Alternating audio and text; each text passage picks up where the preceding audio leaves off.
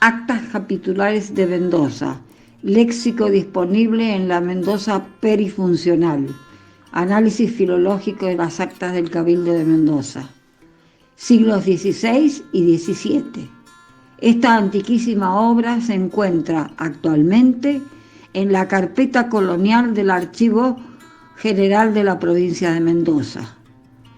La profesora, doctora Claudia Ferro, responsable del análisis de las actas, es una excelente, afanada y productiva especialista en filología, lexicografía, sin desmedro de todas las áreas lingüísticas. Así lo avalan numerosas publicaciones dirigidas a los distintos niveles de enseñanza, particularmente al ámbito universitario.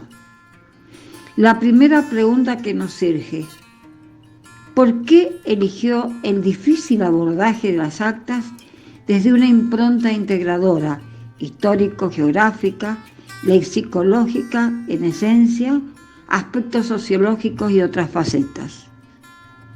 El análisis de dicha obra es desafiante, pero resulta esclarecedor. Voces de antaño y una manera de ser mendocino recorren hoy nuestras calles, el verdor junto a las acequias. Un entramado coherente, sin intersticios, ejemplos consistentes, copia fiel del habla escrita de siglos perifuncionales. Todo ello sustentado por fundamentos lingüísticos filológicos tradicionales y actuales. Solo por citar las teorías de los prototipos y del lexicón generativo, enmarcan aspectos de producción, agua y vino de dicha obra. El caudal de ejemplos demuestra una centrada mirada minuciosa y crítica.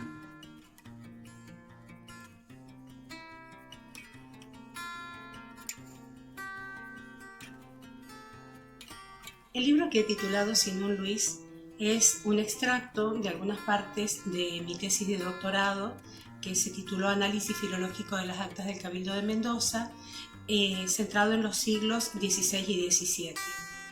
En primera instancia, pretende ser un homenaje a los mendocinos que habitaron esta tierra, que sostuvieron una ciudad con tan pocos recursos, que contra todo pronóstico aquí se quedaron y nos legaron los espacios que hoy conocemos. Si bien la historiografía sí ha estudiado las actas de Cabildo, no ha habido otra incursión en otro tipo de estudios, y mi intención ha sido estudiarlas lingüísticamente para poner en valor las características del español cuyano, justamente durante el tiempo en que la ciudad fue fundada. Los estudios en general, los estudios lingüísticos, se centran especialmente en el español panhispánico, se centran en el español peninsular, y yo sentía la necesidad de poder escribir algo sobre el español mendocino. Los siglos XVI y XVII fueron dos siglos que lingüísticamente tienen un gran interés en la historia de la lengua española, y quise ver cómo había funcionado la dinámica de la lengua en un punto tan distante, tan alejado y tan aislado de la metrópoli española e incluso de los centros de poder en América. En los estudios de ciencias sociales prefiero creer que no formulamos hipótesis, sino más bien preguntas cuya respuesta es la que damos a través del trabajo de investigación. Como mendocina, la pregunta a la que quise intentar responder tenía que ver con una explicación local acerca de las particularidades de nuestra lengua. Nosotros decimos que hablamos como hablamos porque nos fundaron desde Chile. Y en realidad, analizando los documentos capitulares, hemos al proceso de distinción, de diferenciación diatópica, es probable que haya comenzado mucho tiempo después de los siglos que yo estudié. En principio, durante 2 siglos, la lengua se mantuvo estable, e incluso desde el punto de vista del léxico no hubo un proceso de generación, por ejemplo, de voces que mostraran la inserción de la lengua española aquí en Cuyo. En los 2 siglos estudiados, por ejemplo, no se generó ningún gentilicio no se habla de mendocinos, no se habla de cuyanos. Toda la referenciación geográfica, la referenciación de procedencia era referida sobre todo a España. Era persona española que supiera leer y escribir, el funcionario capitular que podía, por ejemplo, ser el escribano de cabildo. Siempre esas denominaciones me llamaron la atención y junto con ellas muchas particularidades léxicas, de fraseología, bueno, que recuperan el español panhispánico y que en esos procesos de diferenciación siguieron una línea establecida en la Argentina por Fontanera de Weinberg, que habla de la teoría poligenética, que fue variando la lengua en distintos lugares del mundo de manera sincrónica, sin estar asociados unos cambios de unos puntos con los otros. Aparentemente creo que esto es lo que sucedió en Mendoza y es un poco lo que presento en mi libro. El título Sin un Luis quiere dar a luz, quiere mostrar la humildad de los orígenes de Mendoza, de la historia mendocina. Mi dedicatoria es justamente a todos estos mendocinos que, sin sentirse tales, y que siempre teniendo la tentación de huir de la pobreza de aquí hacia puntos más promisorios, especialmente en Chile, aquí se quedaron, aquí permanecieron, y la historia fue tan mínima, tan pequeña, que esos 2 siglos no inspiraron a la literatura, ni a ningún novelista, ningún poeta para pergeñar una novela o un poema, como si fue el caso de Luis de Miranda, como si fue el caso de Luis de Tejeda. De ahí el título y la inevitable bajada para que se explique que mi libro no es una novela, sino que es un texto lingüístico, que ha organizado su trabajo desde una perspectiva lexicográfica fundamentalmente, y que en la recuperación del léxico disponible intenta recrear y reconstruir la cultura de la Mendoza en el periodo que llamé perifundacional, para distinguirlo de la denominación general de colonial. La historia de Mendoza está muy fuertemente, toda la toponimia, los nombres de las calles, de los edificios importantes, se centran en el siglo XIX, en torno probablemente a la gesta libertadora y al tiempo que le siguió a posteriori acá. Mi intención era volver a poner sobre el tapete y a hacer visibles esos 2 primeros siglos de existencia de la ciudad de Mendoza. El objeto de estudio de mi trabajo han sido las actas del Cabildo de Mendoza.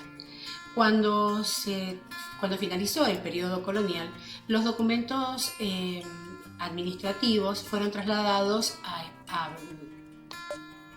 y luego al Archivo General de Indias en Sevilla, en España.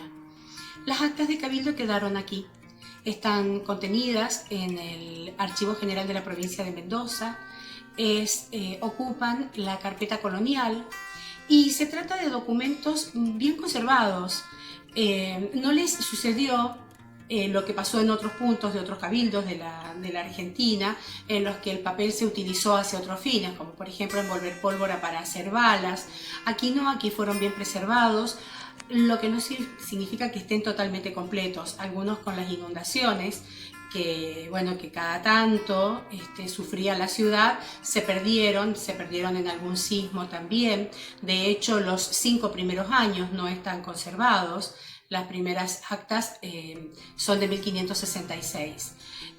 Pero por lo demás constituyen un conjunto bastante amplio, completo, de textos manuscritos, escritos por distintos amanuenses, algunos profesionales, pero la mayoría gente de campo que dejaba la azada para ir a la sesión capitular, y que contienen justamente todos los órdenes de la vida mendocina. En mi trabajo yo elegí los 5 temas que tenían mayor recurrencia en las actas y en torno a ellos organicé los 5 grandes capítulos. Por un lado hablé de una Mendoza multiétnica, porque lo era, y entonces era intentar recuperar a través del léxico la convivencia entre los españoles peninsulares, los criollos, los habitantes originarios y los negros.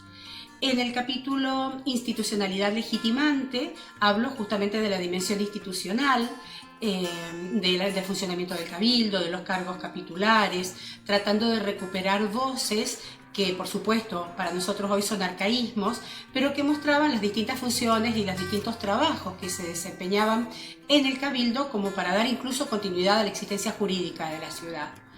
Del mismo modo, la religiosidad conservadora era el otro gran tema, porque claramente la vida estuvo atravesada por la dimensión religiosa, e incluso encontrando algunas particularidades, como por ejemplo que hoy en Mendoza nosotros asociamos a la protección contra los sismos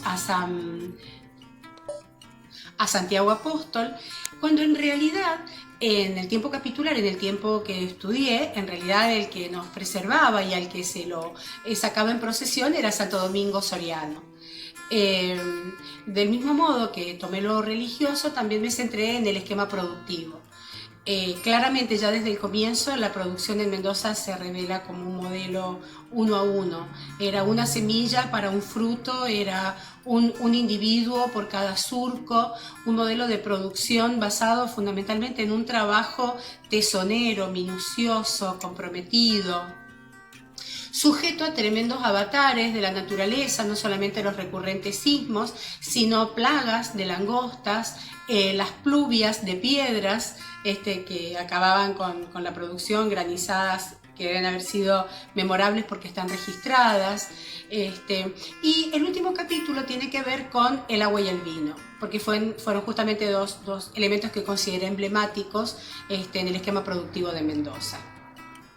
Estos 5 capítulos de alguna manera recuperan esta cultura de los siglos XVI y XVII y contenidos en un libro que tiene el valor simbólico, el capital simbólico de la mendocinidad, esto de quiénes somos, de dónde venimos, y allí en las actas capitulares podemos encontrar muchas de esas respuestas.